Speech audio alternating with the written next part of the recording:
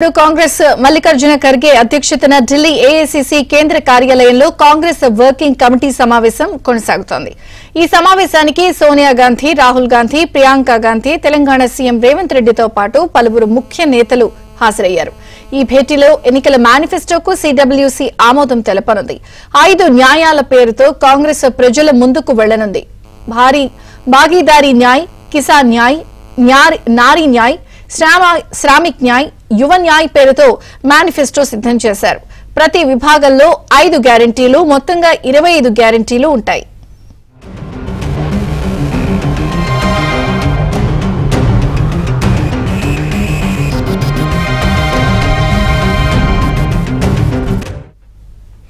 ఢిల్లీలో సీడబ్ల్యూసీ సమావేశం కొనసాగుతోంది। మొత్తంగా 5 న్యాయాల పేరుతో మేనిఫెస్టోను కూడా రూపొందించారు। దీనికి సంబంధించి ఆమోదం కూడా మరి కాసేపట్లో జరిగే సమావేశంలో లభించే అవకాశం ఉంది। ఢిల్లీ నుంచి అప్డేట్స్ సతీష్ అందించడానికి సిద్ధంగా ఉన్నారు। Over to you Satish.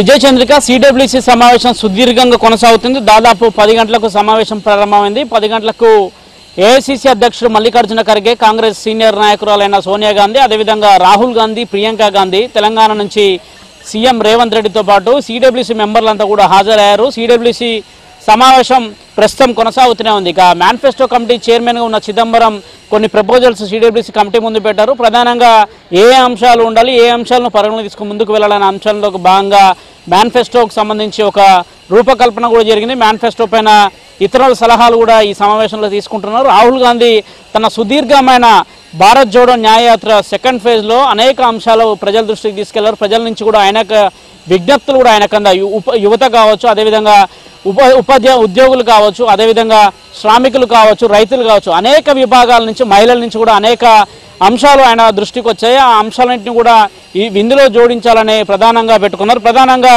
5 అంశాలలో 25 సబ్ అంశాలుగా ఏర్పాటు చేశారు। ప్రధానంగా 5 అంశాలు కూడా మనం చూడొచ్చు। ఒకటి భాగీదార్ న్యాయయాత్ర పేరిట ఒక అంశాన్ని చేర్చారు। కిసాన్ న్యాయయాత్ర, రైతులకు పెద్ద ఎత్తున కూడా అనేక అంశాలను జోడిస్తున్నారు। వారి కనీస మద్దతు ధర, ఎంఎస్ స్వామినాథన్ యొక్క కమిషన్ సిఫారసుల అంశాన్ని కూడా ఇందులో పేర్కొనబోతున్నాం। నారీ న్యాయ్, మహిళలకు పెద్దపీట వేయాలి, మహిళలు ఆర్థిక అభివృద్ధికి కూడా తోడ్పడాలి, దేశంలో ఉన్న మహిళలందరినీ కూడా ఆర్థిక దిశగా అడుగులు వేసేందుకు లక్ష్యంగా ఒక మేనిఫెస్టోను కూడా రూపొందించబోతున్నారు। శ్రామిక వర్గాలకు సంబంధించి ప్రధానంగా శ్రామికుల యొక్క డిమాండ్లను ఇందులో పేర్కొనబోతున్నారు। మరోవైపు యువత, ప్రధానంగా గత ప్రభుత్వం 2 కోట్ల ఉద్యోగాలు ఇస్తామని నాటి సందర్భంలో హామీ ఇచ్చింది, కానీ ఎక్కడ కూడా హామీ నెరవేర్చలేదు। వారందరికీ కూడా ఉద్యోగ ఉపాధి కల్పించాలనే బాధ్యతను కాంగ్రెస్ తీసుకుంటుంది। అందులో భాగంగా ఈ అంశాలను కూడా జోడించామనేది కూడా కాంగ్రెస్ నేతలు చెప్తున్నారు। మేనిఫెస్టోకు సంబంధించిన అంశాన్ని ప్రస్తుతం సీడబ్ల్యూసీ కమిటీ ముందు పెట్టారు। సీడబ్ల్యూసీలో అనేక మంది వారి యొక్క అభిప్రాయాలు చెప్తున్నారు। ప్రస్తుతం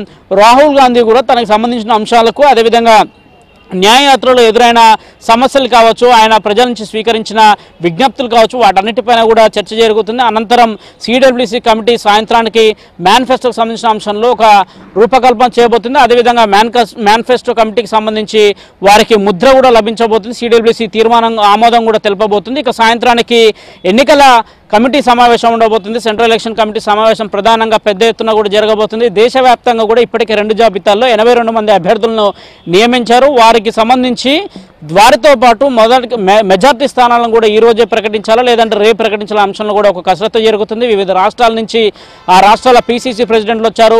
తెలంగాణ నుంచి రేవంత్ రెడ్డి, అదేవిధంగా కర్ణాటక నుంచి డీకే శివకుమార్, సిద్ధరామయ్య, అదేవిధంగా హిమాచల్ ప్రదేశ్ నుంచి హిమాచల్ ముఖ్యమంత్రి సుఖ్వీందర్ సింగ్ సుక్కు, అదేవిధంగా ఇతర రాష్ట్రాల నుంచి కూడా పీసీసీ ప్రెసిడెంట్లు వచ్చారు।